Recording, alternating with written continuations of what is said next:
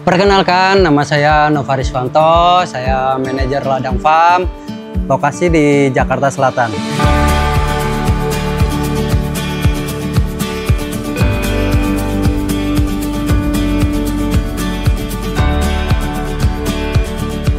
Ladang farm ini pertanian hidroponik yang dengan struktur vertical farming dengan menggunakan teknologi berbasis IoT.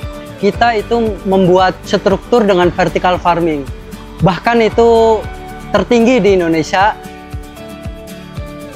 Awal mula ladang farm ini berdiri, kita berdiri di tahun 2022, dan ladang farm ini kenapa berdiri dengan struktur yang vertical farming? Kita itu tujuannya untuk meningkatkan pertanian di perkotaan. Di ladang farm ini kita mempunyai atau menanam 5 komoditas. Yang pertama kita ada Thai basil, yang kedua kita ada Italian basil, yang ketiga itu ada shiso atau bisa disebut perilla, yang keempat kita ada mint, yang kelima itu kita ada selada. Kenapa memilih 5 komoditas tersebut? Itu yang pertama, itu kayak contoh di Thai basil atau Italian basil. Persaingan buat sayurannya itu masih sedikit. Terus harga kita stabil. Budidayanya juga cukup relatif gampang. Untuk menjaga kualitas atau produk ladang farm ini, kita yang pertama kita dari segi perawakan. Yang kedua itu dari segi manajemen masa panennya. Yang ketiga, ketika ada orderan kita langsung panen di situ. Jadi nggak ada penimbunan sayuran di ladang farm ini. Di ladang farm ini menggunakan teknologi berbasis IoT. Contohnya kayak kita pengaturan suhu atau temperatur, terus pengaturan nutrisi yang bisa disebut ppm, terus pH-nya kita diatur menggunakan IoT. Dan bisa diakses dengan Android di situ.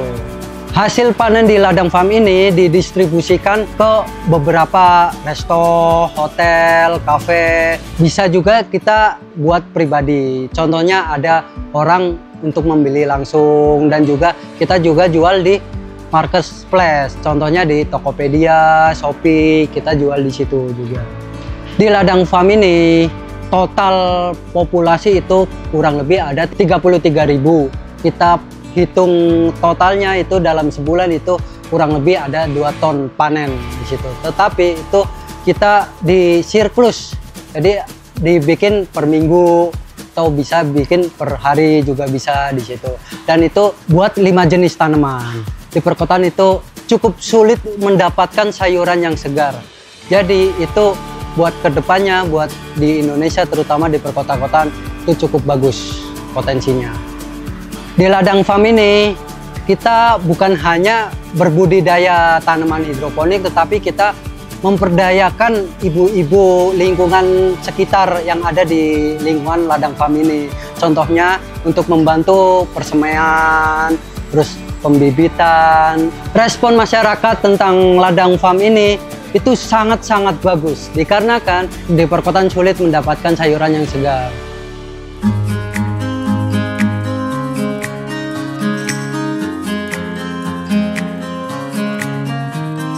Jadi untuk proses tanaman itu kita dari pertama ada penyemaian, kemudian yang kedua ada pembibitan, ketiga ada pemeliharaan, keempat ada panen.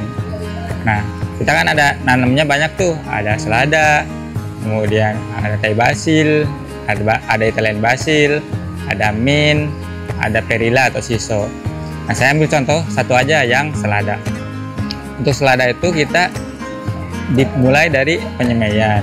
Penyemaian dilakukan dengan menyemai benih selada di dalam rock wool.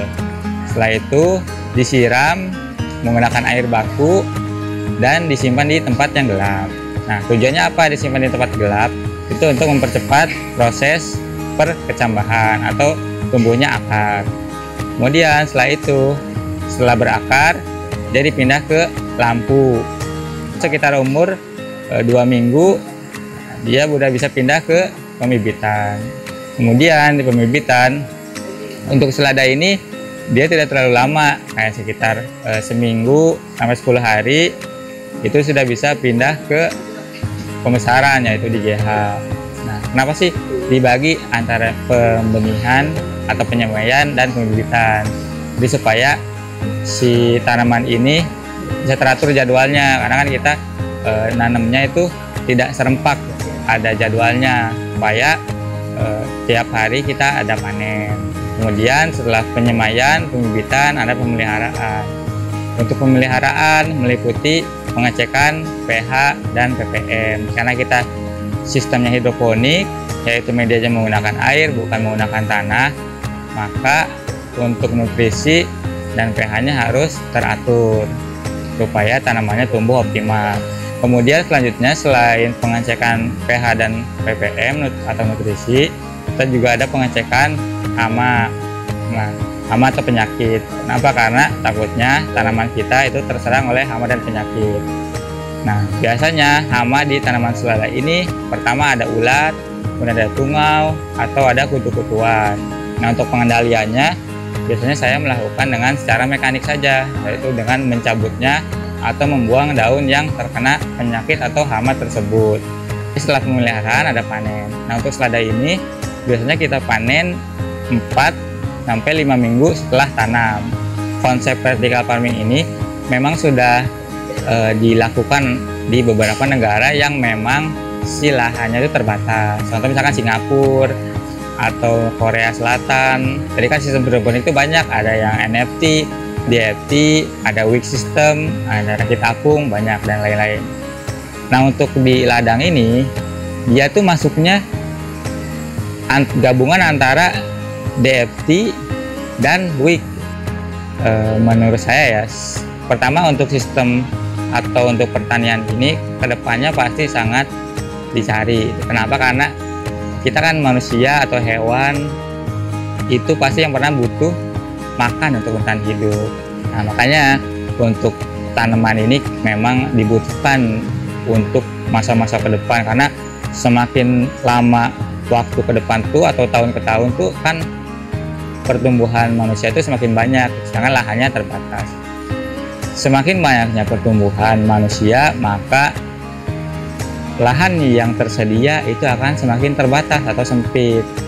Mau gak mau si lahannya ini kita pengen nanam banyak tapi lahannya terbatas. Nah, gimana caranya? Maka vertical farming ini menjadi opsi, meskipun untuk menuju ke sana itu menurut saya masih lama apabila di Indonesia, karena memang kita ketahui bahwa Indonesia ini masih banyaklah lahan yang kosong yang bisa dilakukan untuk pengusaha atau mengusahakan pertanian. Kalau ini pertama kalinya saya kita ngelihat pertanian seperti ini ya, terutama urban farming, hidroponik, dan memanfaatkan lahan dan juga teknologi. Kalau dari saya sih sangat inspiratif, terutama bisa diimplementasikan di perkotaan karena ini sangat efisien dan juga memanfaatkan teknologi yang ada gitu. Terutama kalau di kota kan kita kurang lahan dan bisa hemat lahan dan juga menghasilkan produk-produk yang kualitas dan harga jualnya sangat tinggi. Jadi ini bisa lihat secara langsung instalasinya kayak apa, jenis-jenis tanamannya kayak apa, jadi kayak seru banget sih. Untuk teman-teman atau rekan-rekan yang mau terjun ke dunia pertanian, saya harap rekan-rekan itu konsisten, jadi dari awal sampai akhir bisa melakukan pekerjaannya tidak terputus di tengah gitu. Karena pertanian ini seperti kita merawat anak sendiri, karena si apa yang kita rawat itu makhluk hidup, seperti itu. Harapan saya untuk anak-anak muda di luar sana, jangan takut jadi petani.